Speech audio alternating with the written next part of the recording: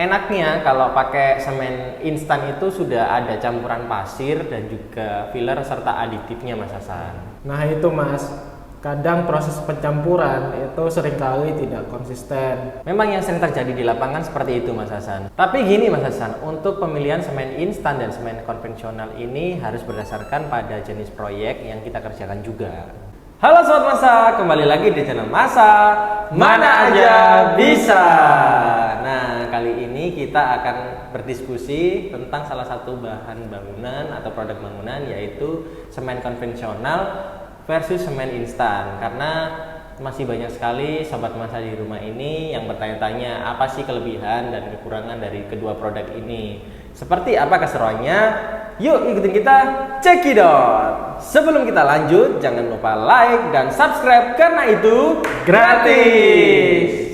Nah Mas Hasan, seringkali kalau kita mau bangun suatu bangunan itu kita dibingungkan. Kita mau pilih semen instan atau mau pilih semen konvensional. Enaknya kalau pakai semen instan itu sudah ada campuran pasir dan juga filler serta aditifnya Mas Hasan. Betul tuh Mas Daru, di proyeknya Masa sendiri itu biasanya semen instan itu digunakan untuk pasang bata, plester, acian, bahkan itu untuk waterproofing. Untuk semen konvensional itu biasanya masih membutuhkan material tambahan seperti pasir. Repotnya lagi kalau kita pakai semen konvensional itu kita masih perlu ngayak dulu agar kita dapat butiran pasir terkecil juga, lalu untuk memisahkan kotoran dan debu.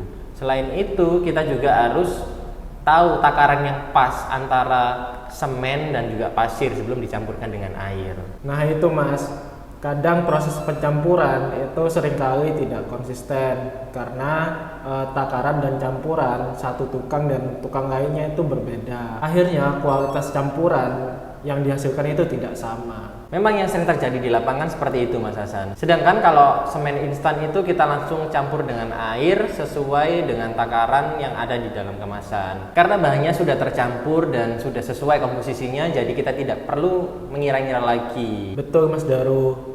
Dan juga ada perbedaan lagi yang kita rasakan saat menggunakan kedua semen ini Mas Daru. Apa tuh Mas Hasan? Perbedaan yang jelas kita rasakan itu Mas Daru ada pada biaya yang harus kita siapkan. Semen konvensional itu seringkali kita salah perhitungan. Misal pasir yang seharusnya udah habis ternyata masih ada sisa pada akhir pembangunan. Kalau semen instan itu tidak begitu Mas Daru. Semen instan itu cenderung pas karena udah takaran sudah sesuai dan udah tertera di kemasan. Jadi lebih menguntungkan bukan?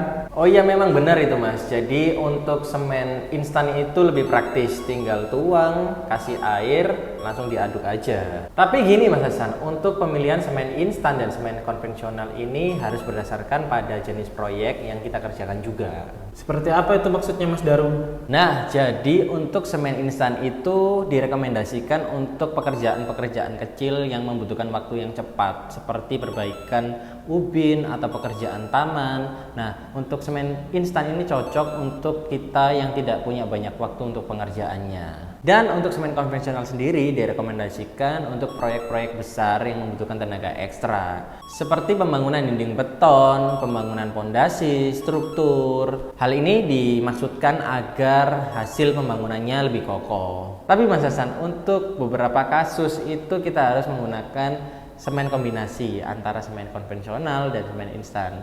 Nah, untuk semen instan ini dikhususkan untuk bidang-bidang yang tidak memerlukan kekuatan ekstra.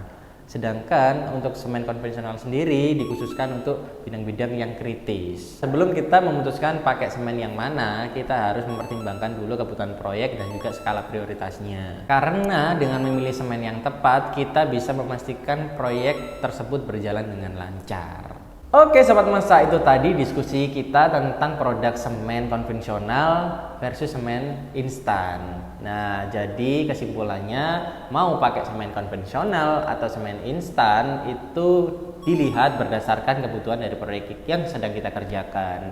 Jika Sobat Masa suka dengan konten kita dan agar kita lebih semangat bikin konten-konten menarik berikutnya, Sobat Masa jangan lupa like, komen, share, nyalakan lonceng agar Sobat Masa tidak ketinggalan konten-konten menarik, edukatif, dan informatif dari tim Masa Building Solution. Oke, terima kasih Sobat Masa. Masa, build together with heart.